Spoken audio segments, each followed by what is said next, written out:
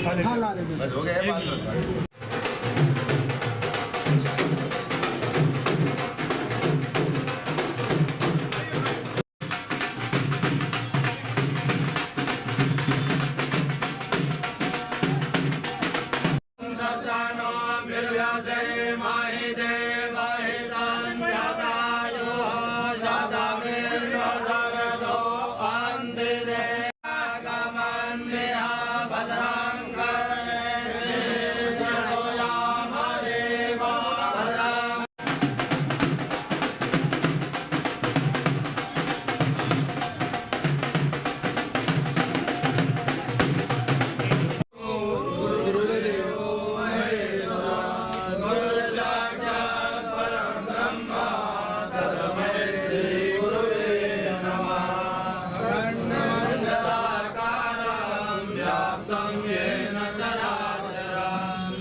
या फिल्मों के माध्यम से ऐसे चरित्रों का निर्माण किया जा रहा है जिससे बच्चों की जो मानसिक स्थिति है, जो खास करके 6 वर्ष से 14 वर्ष की आयु के बच्चे हैं, उनकी बुद्धि पर इसका विशेष प्रभाव पड़ता है।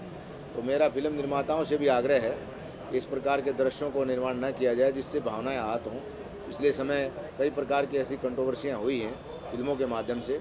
समय समय पर अखिल भारतीय अखाड़ा परिषद ने इसका विरोध किया है और हम लोगों ने इसका ज्ञापन भी दिया है। भारत सरकार का जो सेंसर बोर्ड है, खास करके क्योंकि अभी तो भारतीय जनता पार्टी की सरकार दिल्ली और गुजरात भारत के अधिकांश राज्यों में है, तो खास करके मेरा सेंसर बोर्ड के अधिकारियों से भी आग्रह है इस प्रकार की फिल्मों को सेंसर करने से पहले 3 बार 4 बार उसका परीक्षण हो। अगर किसी धर्म की भावनाएं आहत हो रही हैं तो उस धर्म से संबंधित जो धर्माचारी हैं या उस समाज के जो लोग ब्राह्मण हैं, वरिष्ठ जन हैं, उनसे उनको सलाह करना चाहिए। उसके बाद ही उसका आगे प्रसारण होना चाहिए। भारत की सनातन संस्कृति की एक परंपरा रही है जिसमें गुजरात राज्य का अपना एक विशेष योगदान रहा है। ये संतों और भक्तों की भूमि है।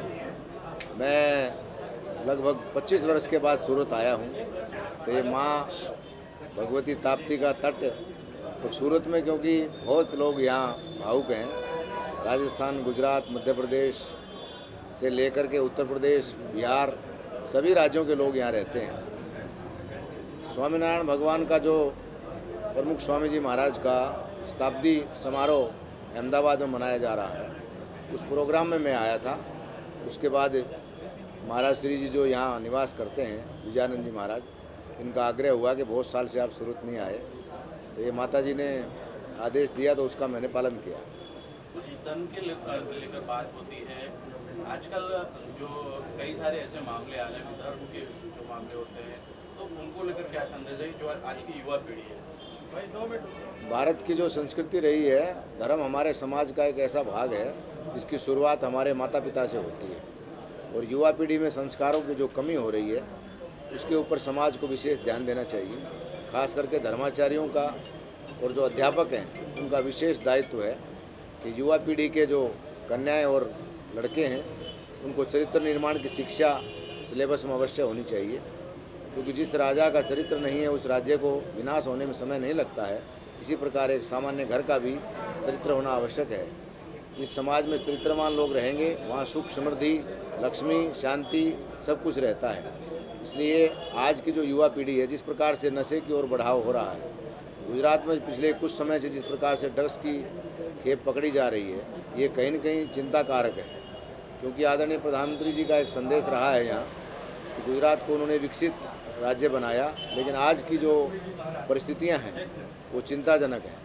माननीय गृहमंत्री जी ने पिछले दिनों एक प्रेस वार्ता में कहा था कि क्विंटलों के हिसाब से ड्रग जो है समुद्र के रास्ते भारत आ रही है। तो भारत सरकार को और गुजरात सरकार को, खास करके यहाँ के नागरिकों को भी विशेष ध्यान देना चाहिए।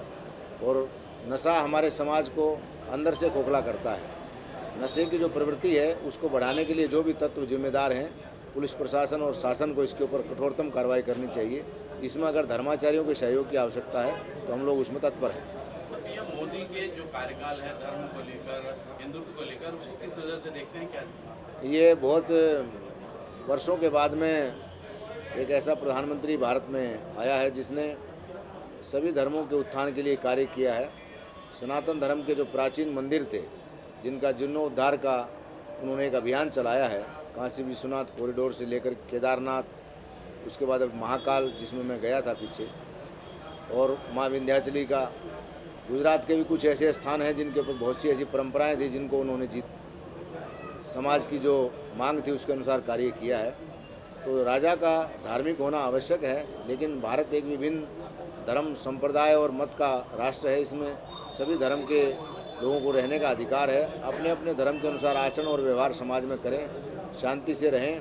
यही भारत की एक खासियत रही है, क्योंकि संसार में जितने भी मत और पंथ का प्रादुर्भाव हुआ है, सबसे पहले पारसी, यहूदी, उसमें से मुस्लिम, ईसाई, सबको भारत ने शरण दिया है। तो आज की जो राज्य की परिस्थितियां हैं, भारत अपने सम्मानजनक स्थान को अगर प्राप्त कर पाया है तो इसमें माननीय प्रधानमंत्री मोदी जी का विशेष एक योगदान रहा है। ये इतिहास में हमेशा अमर रहेगा।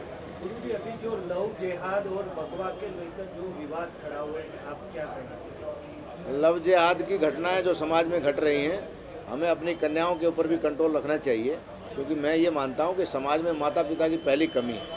इस प्रकार के आचरण जो बच्चे अगर कर रहे हैं तो कहीं न कहीं माता पिता उनको समय नहीं दे पा रहे हैं। युवा वर्ग के जो बच्चे और बच्चियाँ हैं उसको शिक्षा देना आवश्यक है, लेकिन माता पिता का सानिध्य और आशीर्वाद भी आवश्यक है।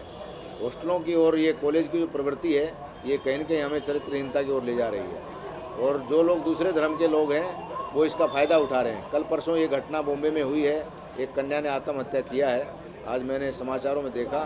तो इस प्रकार की घटनाएं निरंतर घट रही हैं। इस पर शासन को भी अंकुश लगाना चाहिए, लेकिन समाज में इसकी जागरूकता की आवश्यकता है। भगवा कलर को लेकर जो हो रहा है, हमारे लिए भगवा कलर नहीं है, लेकिन जो भगवा अपने आप में भगवान सूर्य का कलर है, और सूर्य जब तक स्थित है ब्रह्मांड में तब तक भगवा रंग रहेगा। इसमें अच्छे और बुरे लोग समय समय पर आते रहते हैं, और भगवा को लेकर के जो एक कट्टरवाद की भावना अगर समाज में है तो वो गलत है, क्योंकि सूर्य समान दृष्टि से सबको प्रकाश देता है, समाज के हर वर्ग को प्रकाशित करता है, वो हमारी आत्मा है। इसलिए भगवान के प्रति जो दुराभाव रखते हैं वो दोष के भागी हैं, लेकिन भगवाधारी जो संत हैं उनको भी अपने चरित्र में इस प्रकार का सुधार रखना चाहिए जो समाज में अच्छा संदेश दे सकें।